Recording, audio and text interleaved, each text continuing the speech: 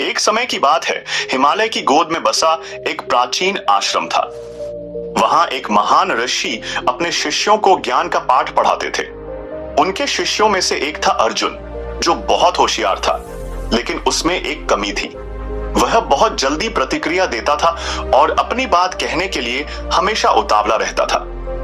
एक दिन ऋषि ने अर्जुन को बुलाया और कहा, अर्जुन, तुम्हें चुप रहने की कला सीखनी होगी। जब तक तुम ये नहीं सीखते, तब तक तुम्हारा ज्ञान अधूरा रहेगा। अर्जुन ने पूछा, गुरुदेव, लेकिन चुप रहना सीखने से ज्ञान कैसे बढ़ सकता है? ऋषि मुस्कुराए और बोले, तुम्हें यह जानने के लिए एक परीक्षा देनी होगी। नदी के पास एक पहाड़ी गुफा है। वहां जाकर 1 सप्ताह तक बिना कुछ बोले केवल सुनना। तुम्हारे पास कोई भी सवाल हो तो लौटकर मुझसे पूछ लेना।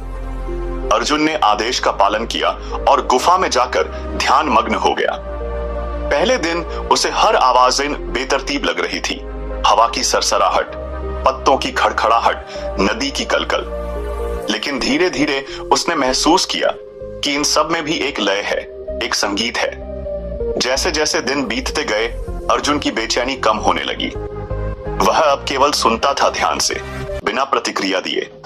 उसकी समझ और भी गहरी होती जा रही थी। 7वें दिन जब वह आश्रम वापस लौटा, तो उसकी आंखों में एक अलग ही शांति थी। ऋषि ने उसकी तरफ देखा और पूछा, क्या तुमने कुछ सीखा? अर्जुन ने विनम्रता से उत्तर दिया, हाँ गुरुदेव, मैंने सीखा कि चुप रहने का मतलब सिर्फ बोलना बंद करना नहीं है, बल्कि सुनने और समझने की शक्ति को बढ़ाना है। जब हम चुप होते हैं तो हम चीजों को गहराई से देख पाते हैं और सही मायनों में समझ पाते हैं।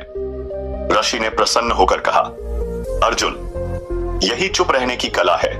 जब तुम अपने भीतर की आवाज को सुनना सीख जाते हो, तभी तुम सच्चा ज्ञान प्राप्त कर सकते हो। उस दिन के बाद अर्जुन ने प्रतिक्रिया देने से पहले सुनना और समझना सीख लिया। उसकी ज्ञान की यात्रा अब और भी प्रगाढ़ी हो चुकी थी। चुप रहना कमजोरी नहीं, बल्कि एक शक्ति है। यह हमें सही समय पर सही निर्णय लेने में सक्षम बनाता है।